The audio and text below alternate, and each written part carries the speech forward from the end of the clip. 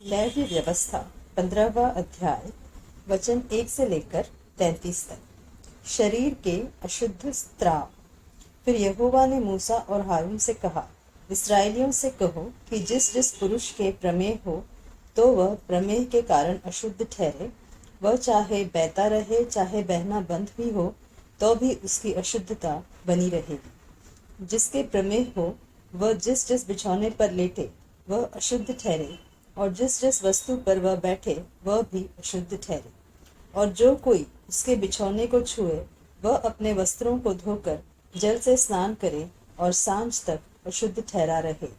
और जिसके प्रमेह हो और वह जिस वस्तु पर बैठा हो उस पर जो कोई बैठे वह अपने वस्त्रों को धोकर जल से स्नान करे और सांझ तक अशुद्ध ठहरा रहे। और जिसके प्रमेह हो उससे जो कोई छू जाए वह अपने वस्त्रों को धोकर जल से स्नान करे और सांझ तक अशुद्ध रहे। और जिसके प्रमेह हो यदि वह किसी शुद्ध मनुष्य पर थूके तो वह अपने वस्त्रों को धोकर जल से स्नान करे और सांझ तक अशुद्ध रहे। और जिसके प्रमेह हो वह सवारी की जिस वस्तु पर बैठे वह अशुद्ध ठहरे।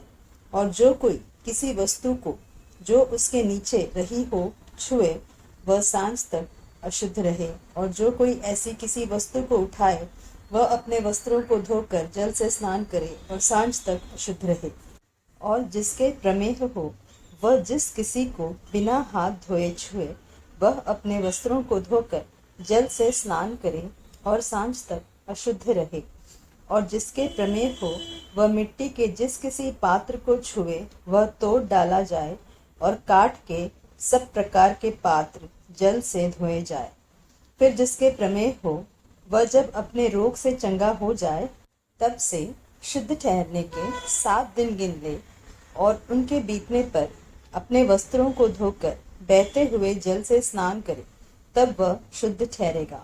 और 8वें दिन वह 2 पंडुक या कबूतरी के 2 बच्चे लेकर मिलाप वाले तंबू के द्वार पर यहोवा के सम्मुख जाकर उन्हें याजक को दे। तब याजक उनमें से एक को पाप बलि और दूसरे को होम बलि के लिए भेंट चढ़ाए। और याजक उसके लिए उसके प्रमेह के कारण यहोवा के सामने प्रायश्चित करे। फिर यदि किसी पुरुष का वीर्य स्खलित हो जाए तो वह अपने सारे शरीर को जल से धोए और सांझ तक अशुद्ध रहे। और जिस किसी वस्त्र या चमड़े पर वह वीर्य पड़े वह जल से धोया जाए और सांझ तक अशुद्ध रहे। जब कोई पुरुष स्त्री से प्रसंग करे तो वे दोनों जल से स्नान करे और सांझ तक अशुद्ध रहे। फिर जब कोई स्त्री ऋतुमती रहे तो वह 7 दिन तक अशुद्ध ठहरी रहे, और जो कोई उसको छुए वह सांझ तक अशुद्ध रहे। और जब तक वह अशुद्ध रहे तब तक जिस जिस वस्तु पर वह लेटे और जिस जिस वस्तु पर वह बैठे वे सब अशुद्ध ठहरे। और जो कोई उसके बिछौने को छुए वह अपने वस्त्र धोकर जल से स्नान करे और सांझ तक अशुद्ध रहे। और जो कोई किसी वस्तु को छुए जिस पर वह बैठी हो वह अपने वस्त्र धोकर जल से स्नान करे और सांझ तक अशुद्ध रहे। और यदि बिछौने या अन्य किसी वस्तु पर जिस पर वह बैठी हो छूने के समय उसका रुधिर लगा हो तो छूने हारा सांझ तक अशुद्ध रहे। और यदि कोई पुरुष उससे प्रसंग करे और उसका रुधिर उसको लग जाए तो वह पुरुष 7 दिन तक अशुद्ध रहे, और जिस जिस बिछौने पर वह लेटे वे सब अशुद्ध ठहरे। फिर यदि किसी स्त्री के अपने मासिक धर्म के नियुक्त समय से अधिक दिन तक रुधिर बहता रहे या उस नियुक्त समय से अधिक समय तक ऋतुमती रहे तो जब तक वह ऐसी दशा में रहे तब तक वह अशुद्ध ठहरी रहे। उसके ऋतुमती रहने के सब दिनों में जिस जिस बिछौने पर वह लेटे वे सब उसके मासिक धर्म के बिछौने के समान ठहरे।